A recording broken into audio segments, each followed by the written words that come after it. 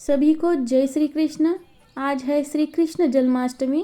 सभी को श्री कृष्ण जन्माष्टमी की हार्दिक शुभकामनाएं। श्री कृष्ण का हम अभिषेक करेंगे। सबसे पहले हम जलाभिषेक करेंगे, उसके बाद पंचामृत से अभिषेक करेंगे और उसके बाद फिर से जलाभिषेक करेंगे। अच्छे वस्त्र से कृष्ण को पोंछ लेंगे और अष्टगंध लगाएंगे। भगवान को वस्त्र पहना के उन्हें अपने आसन पे स्थानापन्न करेंगे। आज हम सुनेंगे कृष्ण जन्माष्टमी की कथा। द्वापर युग में पृथ्वी पर राक्षसों के अत्याचार लगातार बढ़ रहे थे। तभी पृथ्वी गाय का रूप धारण करके भगवान ब्रह्मा और विष्णु के पास गई। हे भगवंत, धरती पर राक्षसों के अत्याचार सतत बढ़ रहे हैं, कुछ उपाय कीजिए। तभी ब्रह्मा ने कहा, हे नारायण, अब आपका अवतार लेने का समय निकट आ गया है। पृथ्वी के रक्षा के लिए 8वें अवतार के रूप में अवतरित होने का समय आ गया है। तभी नारायण ने कहा, ठीक है, धरती के रक्षा के हेतु मानव रूप में जन्म लेने के लिए मैं तैयार हूँ। राजा उग्रसेन मथुरा के राजा थे। उनके पुत्र कंस बहुत ही अत्याचारी स्वभाव का था। कंस ने अपने पिता उग्रसेन को ही गद्दी से उतारकर कारागार में डाल दिया और खुद राजगद्दी पर बैठ गया और राज करने लगा। लेकिन कंस के पिताजी ने कहा था कि एक दिन तेरे पाप का घड़ा अवश्य ही भरेगा। कंस की छोटी बहन देवकी शादी के तैयारी चल रही थी। वह कंस को बहुत ही प्रिय थी, इसीलिए बड़े धूमधाम से शादी हो रही थी। देवकी उग्रसेन की छोटे भाई देवक की पुत्री थी। वसुदेव के साथ देवकी का विवाह संपन्न होता है। खुद कंस अपने रथ पर देवकी को उसके ससुराल विदा करने चलता है। कंस वसुदेव और देवकी को छोड़ने चल पड़ता है। तभी रास्ते में एक आकाशवाणी होती है, हे कंस, जिस देवकी को तू बड़े प्रेम से ले जा रहा है, उसी के गर्भ में तेरा काल बसता है। इसी के गर्भ से उत्पन्न 8वां पुत्र तेरा वध करेगा। तो तभी कंस कहता है, ये नामुमकिन है, मैं अभी वसुदेव को ही मार डालता हूँ, मतलब वसुदेव का ही वध कर देता हूँ। तभी देवकी कहती है, नहीं भैया, मैं आपके आगे हाथ जोड़ती हूँ, मैं आपसे वादा करती हूँ, मेरे गर्भ से जो भी संतान पैदा होगी मैं आपको सौंप दूंगी, इन्हें मत मारिए। तभी कंस उसका वध नहीं करता, लेकिन दोनों को मथुरा के कारागार में डाल देता है और एक एक करके उनके 6 संतान को मार देता है। वसुदेव और देवकी निराश होते हैं और वसुदेव भगवान से प्रार्थना करते हैं, हे ईश्वर, कोई तो रास्ता दिखाओ, कृपा करके हमें मुक्ति दे देना प्रभु। हम हमारी संतान की आंखों के सामने मृत्यु नहीं देख सकते। तभी 7वीं संतान पैदा होने का समय रहता है। 7वीं संतान के रूप में शेषनाग अवतार लेते हैं। भगवान योग माया को आदेश देते हैं कि देवकी के 7वें गर्भ को रोहिणी के गर्भ में स्थापित करे। तभी योग माया ऐसा ही करती है। तो कंस को लगता है देवकी की संतान यानी कि 7वीं संतान पैदा होने से पहले ही मर गई। अब 8वीं संतान होने का समय आता है। कंस ने पहरे को और भी बढ़ा दिया होता है। जिस समय देवकी को 8वां पुत्र होने वाला है, उसी समय यशोदा को पुत्री पैदा होती है। तो समय आ जाता है कृष्ण के जन्म का। अष्टमी के तिथि को रोहिणी नक्षत्र में श्री कृष्ण का जन्म होता है। जब श्री कृष्ण का जन्म होता है तभी काल कोठरी में उजाला हो जाता है। वासुदेव के सामने शंख, चक्र, गदा एवं पद्मधारी चतुर्भुज रूप में श्री कृष्ण प्रकट होते हैं और वसुदेव से कहते हैं, हे वसुदेव, कंस के संहार के लिए ही मेरा जन्म हुआ है। अब देर ना करो, तुम मुझे गोकुल में नंद के यहाँ पहुँचा दो और उनकी पुत्री को कंस को सौंप दो। वसुदेव जी की हथकड़ियाँ अपने आप खुल गई, द्वार खुल गए, सभी पहरेदार निद्रा में चले गए। धुआंधार बारिश हो रही थी। टोकरी में श्री कृष्ण को उठाए वसुदेव चल रहे थे। यमुना नदी श्री कृष्ण के चरणों को स्पर्श करना चाहती थी। स्पर्श करते ही पानी स्तर कम हो जाता है और वसुदेव जी अपने पुत्र को नंद बाबा को सौंप देते हैं और उनकी पुत्री को लेकर वापस लौटते हैं। लौटने के बाद सभी जैसा था वैसा ही हो जाता है। वसुदेव और देवकी सभी भूल जाते हैं। पहरेदार उठते हैं और कंस को बताते हैं कि देवकी को पुत्र नहीं पुत्री हो गई है। तो कंस कन्या को मारने के लिए आता है। तभी वो कन्या आकाश में उड़कर देवी का रूप धारण करती है और कंस से कहती है, हे कंस, तुझे मारने वाला तो तभी पैदा हो गया और सुरक्षित गोकुल में पहुंच भी गया। तभी कंस को बहुत भय लगने लगा, तो उसने बहुत सारे दैत्यों को श्री कृष्ण को मारने के लिए भेज दिया। श्री कृष्ण ने सभी दैत्यों का उद्धार किया। बड़े होने पर श्री कृष्ण ने कंस को मार दिया और उग्रसेन को फिर से राजगद्दी पर बिठा दिया। तो ये है श्री कृष्ण जी की जन्म कथा। आपको सुनकर कैसा लगा मुझे कमेंट सेक्शन में ज़रूर बताइएगा। तो फ्रेंड्स, मैंने जो श्री कृष्ण जी को भोग लगाए हैं और सभी भोग कैसे बनाए वो मैं आपको बताती हूँ और उसके बाद श्री कृष्ण का पारणा भी गाएंगे और सबसे लास्ट में आरती करेंगे। तो फ्रेंड्स, सबसे पहले हम बनाएंगे गोपाल काला, जो कृष्ण को सबसे पसंद था।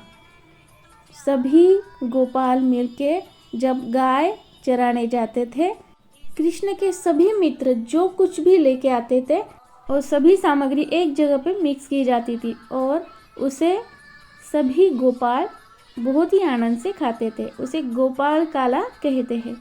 तो राइस फ्लेक्स और पफ्ड राइस, मतलब दोनों अच्छे से भिगोए हैं मैंने और भिगोने के बाद पानी निकाल दिया है। अब इसमें डाल दिए मैंने ग्रीन चिली और हरी धनिया, अच्छे से चॉप करके डाल दिए हैं। और ये हल्दी, थोड़ी सी लाल मिर्च, नमक और सबसे अंत में जाएगा इसमें दही। गोपाल काला में दही का महत्व बहुत है। श्री कृष्ण को माखन के साथ दही भी बहुत ही प्रिय था, तो गोपाल काला में दही तो जाता ही है। तो इसे अब हमें करना है मिक्स। उससे पहले हम इसमें डालेंगे फुटाने, मतलब जो फ्राइड ग्राम्स होते हैं, ये होल फ्राइड ग्राम्स है। तो अच्छे से मिक्स कर लेंगे इसे स्पून के सहायता से। बहुत ही टेस्टी लगता है फ्रेंड्स। इसके आगे हम कुछ भी बनाएं, ये इसका स्वाद तो लाजवाब होता है। उसके बाद हम बनाएंगे सुंठ वड़ा, जो श्री कृष्ण जी का सबसे फेवरेट डिश में से एक है। सुंठ वड़ा में इतनी सारी सामग्री जाती है: गोंद, कैश्यूज, आलमंड्स, डेट्स, मिश्री, कोकोनट, सुंठ, ब्लैक पेपर, इलायची। इतने सभी सामग्री को हम मिक्सी जार में डाल देंगे और इसे पाउडर कर लेंगे। इसकी आप चिक्की भी बना सकते हैं, लेकिन इसी फॉर्म में ये खाया जाता है। मिक्सी में इसे पाउडर बना लेंगे। बहुत ही स्वादिष्ट लगता है। इसमें सूंठ जो डालते हैं ना, उसके वजह से इसका टेस्ट बहुत ही अच्छा आता है। गोंद भी इसमें डालते हैं, बहुत ही टेस्टी लगता है। तो अब हम बनाएंगे माखन। श्री कृष्ण को माखन बहुत ही पसंद था। हम श्री कृष्ण को माखन चोर बोलते हैं। लेकिन उन्हें माखन चोर क्यों कहा जाता है उसके पीछे की कहानी आपको शायद नहीं पता। तो फ्रेंड्स मैं आपको शॉर्ट में बताती हूँ। माखन कैसा होता है, एकदम मखमल के जैसा, और हमारा दिल भी एकदम उस मखमल के जैसा ही हो, मतलब हम हमारे भगवान को इस माखन के जैसा ही बनकर प्राप्त करें, तो ही हम भगवान को प्राप्त कर सकते हैं। इसीलिए भगवान को माखन चोर कहते हैं। अब बनाते हैं खोआ का पेड़ा। एकदम सिंपल मेथड है पेड़ा बनाने की। सबसे पहले मैंने 1/4 कप शक्कर ली है, उसके साथ डाल दिया है 1/4 कप ही मिल्क। अच्छे से मिक्स कर लेंगे और इसे थोड़ा सा गाढ़ा होने देंगे। उसके बाद डालेंगे 1/2 कप जितना खोआ। इसे अच्छे से मिक्स कर लेना है और एकदम डो की कंसिस्टेंसी में आने तक हमें स्पून को चलाना है ताकि ये ना जले। खोआ घी अपने आप रिलीज करता है, हमें घी डालने की आवश्यकता नहीं है। ठंडा होने के लिए एक प्लेट में निकालेंगे। तो इस तरीके से हमारे भोग की पूरी तैयारी हो गई है। अब हम झूला झूलने के लिए जो गीत गाया जाता है पाळणा, वो हम गाएंगे। पहिल्या दिवशी जन्मले बाळ, कळस सोन्याचा देते डहाळ, कृष्ण जन्मला कंसाचा काळ, जो बाळा जो जो रे जो। दुसऱ्या दिवशी दुसरा रंग, रूप सावळे गोरस रंग, जसा झळकतो आरशाचा भिंग, जो बाळा जो जो रे जो। तिसऱ्या दिवशी आनंद मोठा, सीता सावित्री बायानो उठा, खारीक खोबर साखर वाटा, जो बाळा जो जो रे जो।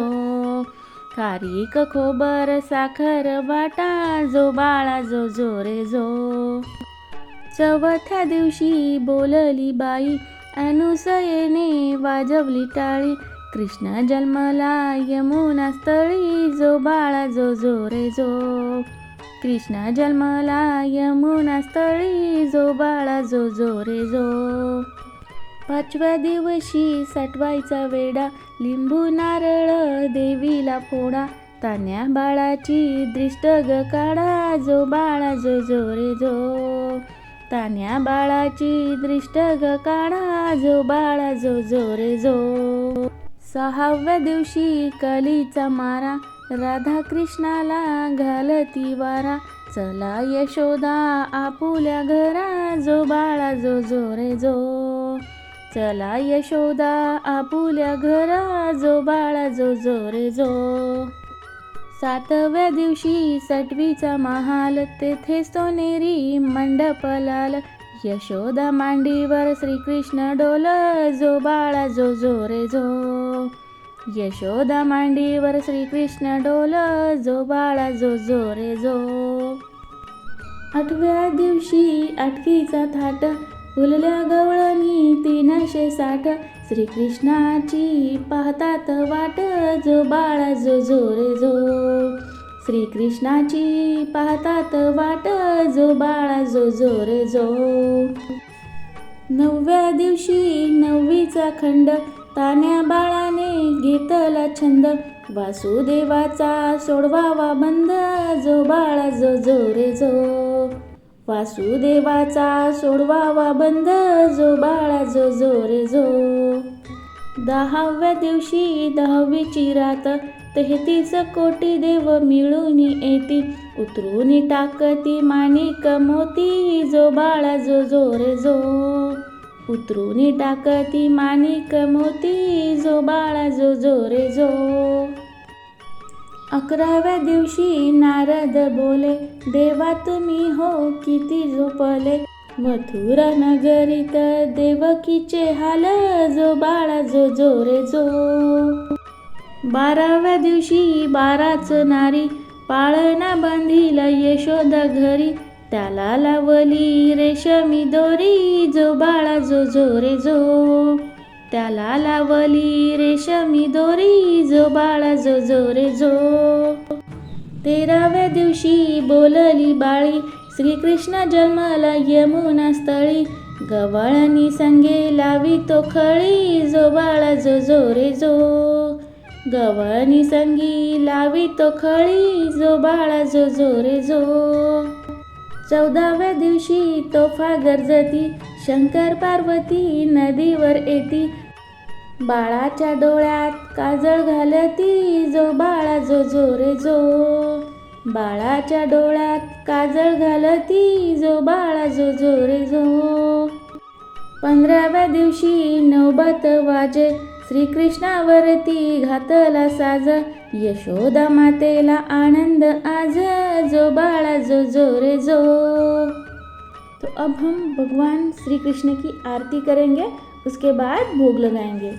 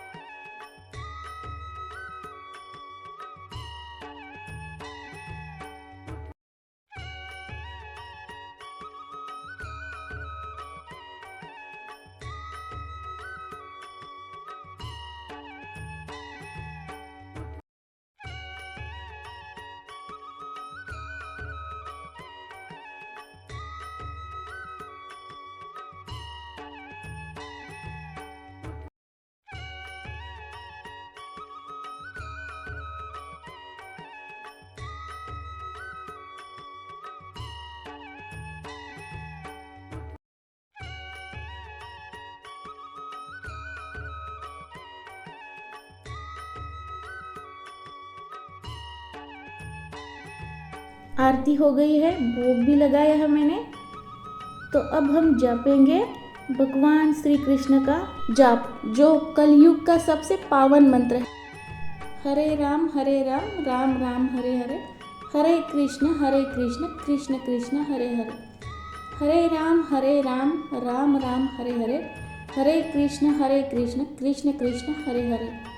ये कलयुग का सबसे पावन मंत्र है, जिसका जाप करते ही हमें बहुत ही शांति मिलती है. तो फ्रेंड्स, श्री कृष्ण जन्माष्टमी के पावन त्यौहार पे मैंने जो श्री कृष्ण की पूजा, आरती, भोग सभी जो किया मैंने आपके साथ शेयर किया. तो प्लीज़ मुझे कमेंट सेक्शन में ज़रूर बताइएगा कि आज की वीडियो आपको कैसी लगी. जब जब भूमि पे पाप भारी होता है, तभी भगवान उस दुर्जनों का नाश करने के लिए धरती पर अवतरित होते हैं. भगवान श्री कृष्ण का 8वां अवतार है. तो फ्रेंड्स, मैंने जो कथा सुनाई आपको भगवान श्री कृष्ण के जन्म की, उसमें मैंने सभी बताया है कि भगवान कब कब अवतरित होते हैं और कैसे पापियों का नाश करते हैं. तो बोलिए, हाथी घोड़ा पाल की जय, कन्हैया लाल की. और मेरे चैनल को लाइक, शेयर और सब्सक्राइब करना ना भूलिएगा. मिलते हैं ऐसी ही वीडियो के साथ, तब तक के लिए जय श्री कृष्ण.